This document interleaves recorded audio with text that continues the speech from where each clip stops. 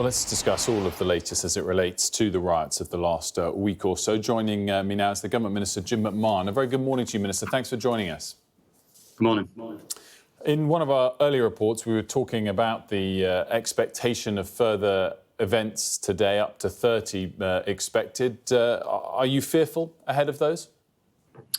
Well, clearly we need to be prepared for the eventuality that there may be further unrest and violence, but we, of course, don't want it to happen. We want people to heed the warnings that have been issued. We want people to see the arrests and the charging decisions that have already been made to say that if people do go out and they intend to cause trouble or they incite other people to cause trouble, they can expect the full force of the law, because in the end, all of us have the right to live in a community without fear of violence or harassment or intimidation in the way that we have seen, frankly, play out over the last week. It's not okay that that takes place. To what extent is the full force of the law deployed at the moment? Extra trained riot police have been deployed ahead of these expected further events today. Now up to around 6,000 are mobilised, though Sky News understands that's only about 30 to 35% of the total number of trained riot police. Was there a consideration as to whether 100% should be deployed? Well, of course, the police will do an operational assessment of the threat that has been made and the intelligence that they have, and they'll deploy the officers based on that intelligence, and it's for the police to make that operational decision.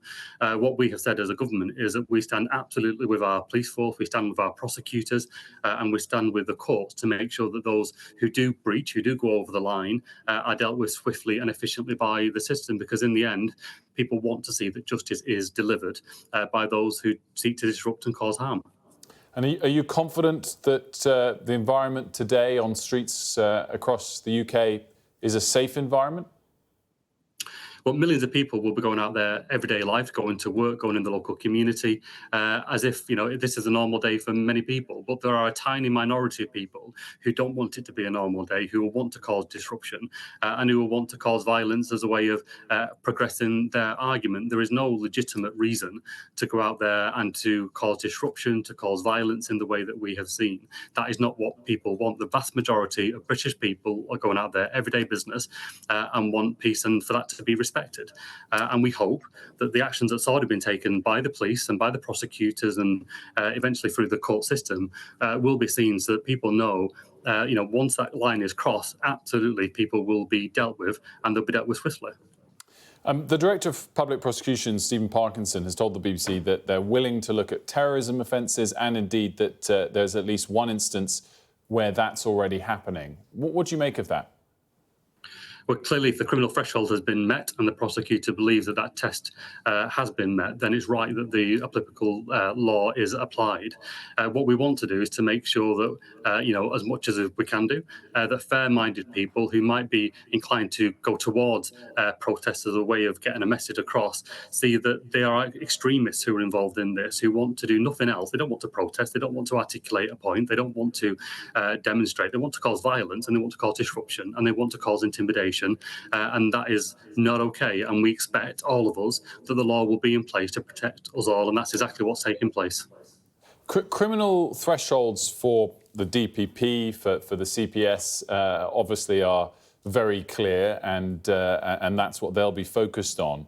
What's the threshold for you as a government minister, perhaps more importantly for the Prime Minister, to use the word terrorism to describe what's been going on? We've heard violent thuggery with various ministers, your colleagues, this week on this show. I've heard racism. I've heard dangerous extremism being used. What's the threshold to use the word terrorists?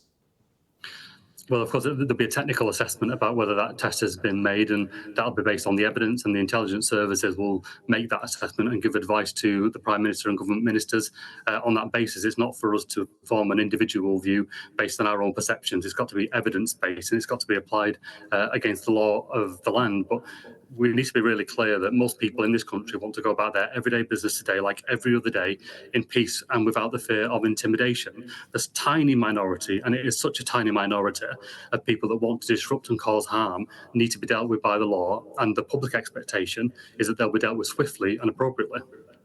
A YouGov poll has suggested 67% of people feel that immigration has contributed to the riots. What is the government's view of that? Legitimate, illegitimate as a reason?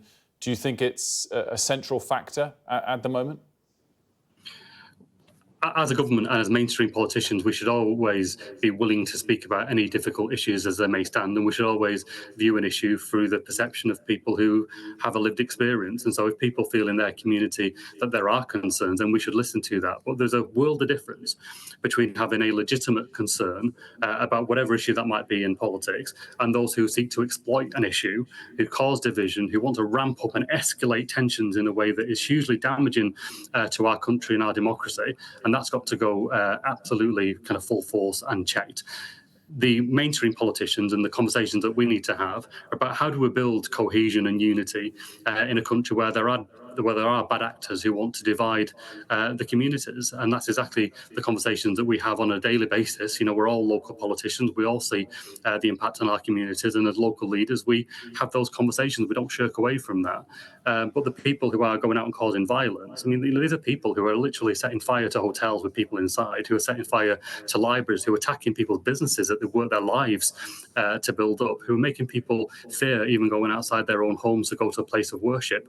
You know, there is a world of difference between having a legitimate view and a concern that you want to be addressed by politicians and our democratic system, and those who absolutely do not want our democratic system to be the vehicle for change and who instead want violent protest, and that cannot be allowed.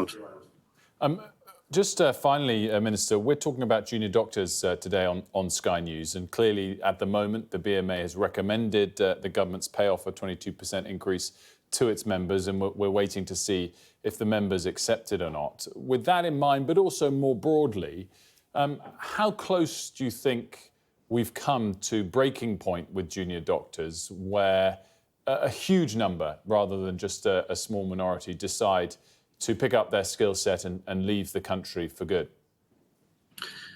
Well, in the end, what we saw over the last 4 weeks is that talk in trade union negotiations and workplace negotiations is the answer to resolution. You know, what we saw for far too long with the previous government was this antagonism that was taking place, where the workforce who were working very long hours and working hard to protect us all and to look after us in the NHS were being set as the villains when they were not.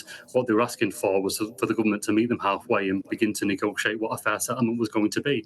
And we saw now in the last few weeks under a Labour government that grown-up politics, that mature politics where we put the country and the national interest first, is taking priority. And I think that's exactly what the British people want. OK. Jim McMahon, thanks so much for joining us.